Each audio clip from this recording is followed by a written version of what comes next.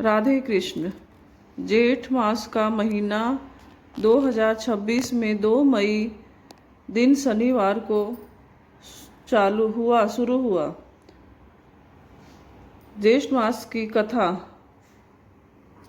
प्राचीन समय की बात है, जब धरती पर धर्म और अधर्म का संघर्ष चल रहा था।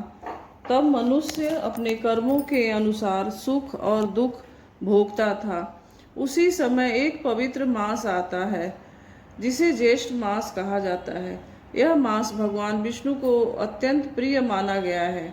कहते हैं कि जो भी व्यक्ति इस महीने में श्रद्धा और भक्ति के साथ व्रत, दान और कथा का श्रवण करता है, उसके सभी पाप नष्ट हो जाते हैं और जीवन में सुख समृद्धि का आगमन होता है।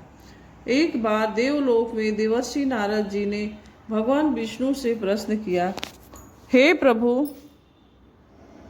पृथ्वी पर रहने वाले मनुष्य दुख और कष्टों से कैसे मुक्त हो सकते हैं?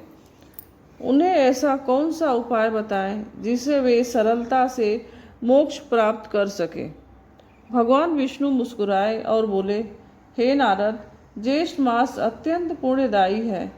इस मास में यदि कोई व्यक्ति सच्चे मन से स्नान, दान और व्रत करता है तो उसे समस्त पापों से मुक्ति मिल जाती है।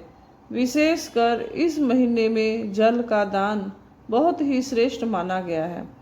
नारद जी ने फिर पूछा, हे प्रभु, क्या कोई कथा है जिससे इस मास का महत्व और भी स्पष्ट हो सके? तब भगवान विष्णु ने एक अद्भुत कथा सुनाई। प्राचीन समय में एक नगर में एक गरीब ब्राह्मण रहता था। वह बहुत ही सज्जन, सत्यवादी और भगवान का भक्त था, लेकिन अत्यंत निर्धन था। उसके पास खाने तक के लिए पर्याप्त अन्न नहीं था।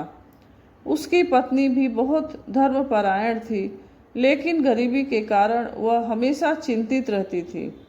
एक दिन उसने अपने पति से कहा, स्वामी, हम इतनी भक्ति करते हैं, फिर भी हमें जीवन में इतना कष्ट क्यों है? क्या भगवान हमारी प्रार्थना नहीं सुनते? ब्राह्मण ने शांत स्वर में कहा, देवी, हमें कभी भी अपने कर्म और भक्ति पर संदेह नहीं करना चाहिए। भगवान हर किसी की परीक्षा लेते हैं। एक दिन अवश्य हमारी स्थिति बदलेगी। उसी समय वहाँ से एक साधु गुजर रहे थे। उन्होंने ब्राह्मण की बातें सुनी और उनके घर आ गए। साधु ने कहा, वत्स, तुम्हारी भक्ति सच्ची है, लेकिन तुम्हें ज्येष्ठ मास का महत्व और दान करना चाहिए, जिससे तुम्हारे सभी कष्ट दूर हो जाएंगे। ब्राह्मण ने विनम्रता से कहा, महाराज, हम इतने गरीब हैं, हम दान कैसे कर सकते हैं? साधु मुस्कुराए और बोले, दान केवल धन से नहीं होता। यदि तुम सच्चे मन से किसी प्यासे को जल पिलाओगे तो वह सबसे बड़ा दान होगा। अगले ही दिन से ब्राह्मण और उसकी पत्नी ने एक छोटा सा घड़ा लिया और घर के बाहर रख दिया। जो भी व्यक्ति प्यासा आता उसे प्रेम से जल पिलाते। धीरे धीरे उनकी यह सेवा पूरे नगर में प्रसिद्ध हो गई।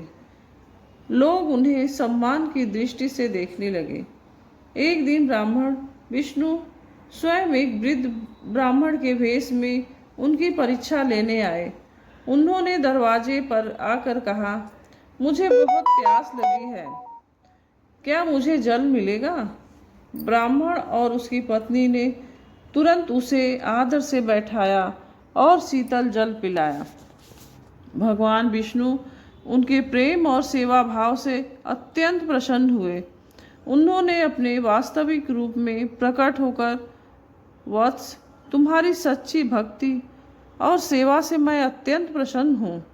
आज से तुम्हारे सभी कष्ट समाप्त हो जाएंगे। इतना कहकर भगवान ने उन्हें आशीर्वाद दिया। और अंतर ध्यान हो गए।